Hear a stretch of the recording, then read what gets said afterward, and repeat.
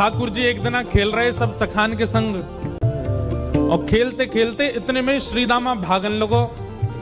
ठाकुर जी बोले, ए श्रीदामा कहां को जा रहे है? श्रीदामा बोलो, लाला ससुराल जा रहा हूं अपनी।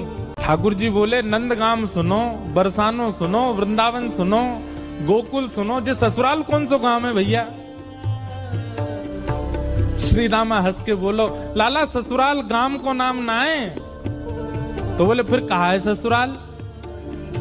बोले, जब ब्याह है जाए ना तो अपनो घर तो पीहर है और पत्नी को घर जो है का वो ससुराल है। ठाकुर जी बोले, जे पत्नी कौन होवे? बोले, लाला जैसे नंद बाबा की तेरी मैया यशोदा पत्नी है, ऐसे ही मेरा ब्याह है रो, मैं वो पत्नी लेवे जा रहा हूं, तो पत्नी के घर को ससुराल के में। ठाकुर जी गए श्रीदामा के पास, ओए श्रीदामा मेरो ससुराल कौन सा है? मेरे ससुराल को नाम बता। श्रीदाम बोलो, मुंह का पता तेरा ससुराल कौन सा? तेरी बहू जहां की होगी वो तेरा ससुराल। बोले, मेरी बहू कहाँ है? श्रीदामा बोलो, लाला मुंह मत पूछे, मैया तो जाके पूछ। ठाकुर जी तो आज पहुंच गए सुबेरे ही, और यशोदा मैया से जाकर के रोने लगे। मैया बोली, काय गुरो रहा लाला? बोले, मैया तेने मुझे इतनी बड़ी बात छिपाई। मैया बोली, कहा छुपा दियो मैंने? बोले, तेने मेरी ससुराल को नाम ना बतायो आज तक। मैं 3.5 बरस को बूढ़ा हो, अभी तक मुंह मेरी ससुराल ना पतो, और वो श्रीदामा अपनी ससुराल गए हो बहू लेवे।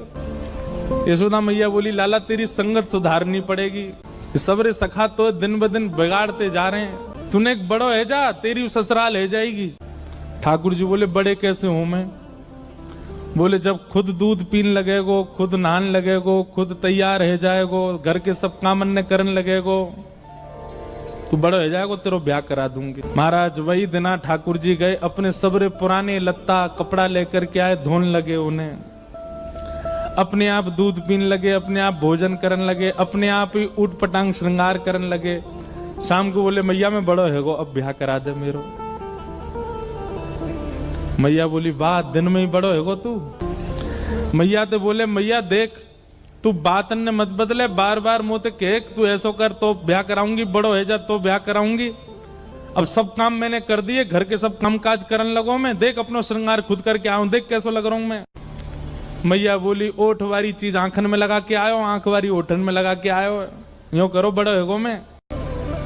ठाकुर जी बोले, मैया मेरो ब्याह करा दे, नहीं तो श्रीदामा बहू लेके आ रहा हूं, बाकी बहू ले आऊंगा मैं, वही की बहू को ले आऊंगा, वही की ससुराल को अपना बना लूंगा। तभी एक सखा दौड़ो दौड़ो आयो, बोले, ए लाला देख श्रीदामा बहू लेके आ गो। बहू को नाम सुनते ही ठाकुर जी तो मचल गए, लेके चल मुंह को जल्दी। मैया रोकने लगी, बोले, लाला ने सुधर के तो जा, कैसो बन के जा रहा है? ठाकुर जी तो दौड़े दौड़े गए, बोले बीच रास्ता में रोक ले, सबको कथा पता है। माधवी की मां ने पहले ही मना करके भेजा था कि बोले तेरे सखा, तेरे पति जो श्रीदामा, उनके जो सखा कृष्ण है, उनको मुख मत दिखाइयो।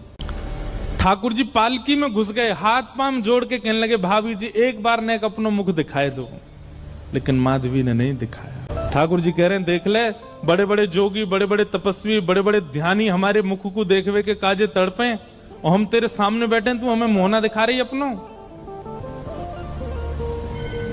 माधवी ने मुख नहीं दिखाया। ठाकुर जी बोले, ठीक है, तड़पेगी मुख को देखवे के काजे। माधवी बोली, मोए ना तड़पनो, मेरे पास मेरो खसम है, वही देख लूंगी, तुम्हें काहे को देखना। ठाकुर जी बोले, वचन दे के जा रहा हूं, तड़पेगी। जैसे छोटे से बालक कभी कभी बड़ी बड़ी बात करते हैं तो बड़े लोग उसको मजाक में लेते हैं, ऐसी माधवी ने भी मजाक में लिया, देखा ही नहीं ठाकुर जी को। श्री शुकाचार्य जी वर्णन करते हैं, वृंदावन में कैसी स्थिति है। गोपियां दोहन करती हैं तो घर घर घर जो दही की मथनी की आवाज आती है ना, उसी में ही कीर्तन करने लग जाती हैं। कृष्ण ऐसे, कृष्ण के नेत्र ऐसे, कृष्ण की नासिका ऐसी, कृष्ण के कान ऐसे, कृष्ण को मोर पिछ ऐसो, कृष्ण की पीतांबरी ऐसी, कृष्ण की भुजा ऐसी, कृष्ण के चरण ऐसे। कोई गोपी अपने घर में चौका लगा रही है और चौका में पौंछा की जो छर्र छर्र आवाज आवे, वही छर्र छर्र ध्वनि में ही कीर्तन करने लग जाए, कृष्ण ऐसे, कृष्ण ऐसे। हसितम मधुरम, चलितम मधुरम, वमितम मधुरम, मधुराधिपते अखिलम मधुरम।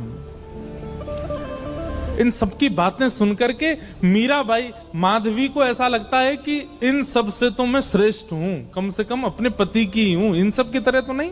पूरे दिन उस कृष्ण की प्रशंसा करती रहती हैं।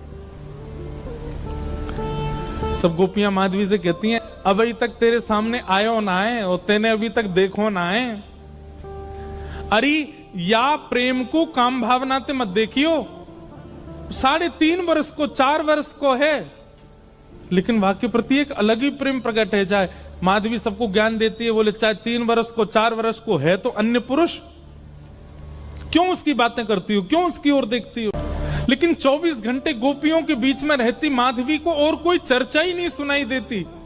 सब केवल कृष्ण की बात करती हैं, जल भरती हैं तो, बैठती हैं तो, भोजन बनाती हैं तो, बतियाती हैं तो, श्रृंगार करती हैं तो, हर समय कृष्ण कृष्ण कृष्ण कृष्ण। माधवी ने कुछ समय अकेले रहने का भी प्रण लिया, लेकिन अकेले रह नहीं सकती, जंगल है, कहां अकेली जावे, जाना पड़ता है। उस एक दिन रात में सोई तो अब कानों में कृष्ण कृष्ण कृष्ण कृष्ण गूंज रहा है, तो कान बंद करती, पता नहीं पूरे दिन इतना नाम सुनती हूं कि अब तो कानों में भी यही गूंजता है। कान बंद करके सोती है तो स्वप्न में कृष्ण ऐसे हैं। अब कृष्ण देखे नहीं है, लेकिन उसको श्याम वर्ण, पीली पीतांबरी, वंशी, मोर पिछ सब अनुभव होता है। उठ के बैठ जाती है, नेत्रों को मीटती है, क्या करूं मैं, नहीं चाहती है स्वप्न मुझे आवे। अब धीरे धीरे माधवी की स्थिति ऐसी होने लगी कि अब वो ना चाह करके भी कृष्णमयी ही हो गई है। रात्रि में सोती, अचानक उठ बैठती है, ऐसा लगता है मानो जैसे उसका हाथ पकड़ लिया हो। स्थिति ऐसी हो गई कि आधी रात और माधवी को ऐसा लगता है कि भोर हो गई, और तुरंत उठ करके जल्दी जल्दी वस्त्र धारण करती है, मटका उठाती है और दौड़ करके जाती है। अरे विलंब है गयो, इतनी देर है गई, मैं अभी तक उठी नहीं, जबकि है आधी रात। दिन रात सब परिवर्तित हो गया। पहुंच गई यमुना तट, और यमुना तट जाकर के देखा एक भी गोपी नहीं है, तो माधवी को लगा कि मैं विलंब से आई हूं, सब शायद जल भर के चली गई हैं। जल भर के रोज जाती है माधवी, लेकिन आज पता नहीं उस पात्र में इतना भार कहां से आ गया कि स्वयं ही नहीं उठा पा रही है।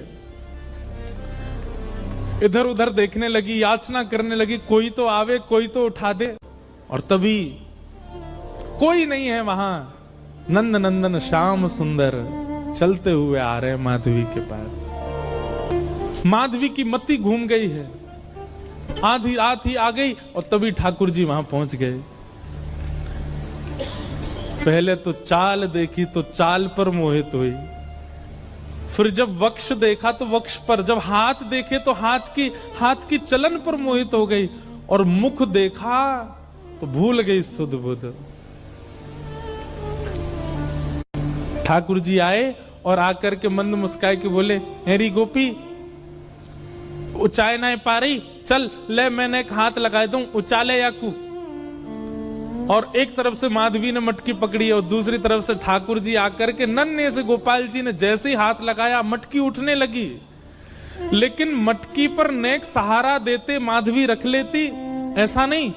ठाकुर जी मटकी उछा के, जैसे जैसे मटकी उछ रही है वैसे वैसे ठाकुर जी लंबे होते जा रहे हैं, और बिल्कुल माधवी के नेत्रन के सामने आकर के खड़े है गए। कटाक्ष नेत्रों के सामने कोई गोपी टिक नहीं पाती, और माधवी को ठाकुर जी प्रत्यक्ष देख रहे हैं, सामने खड़े हैं कि।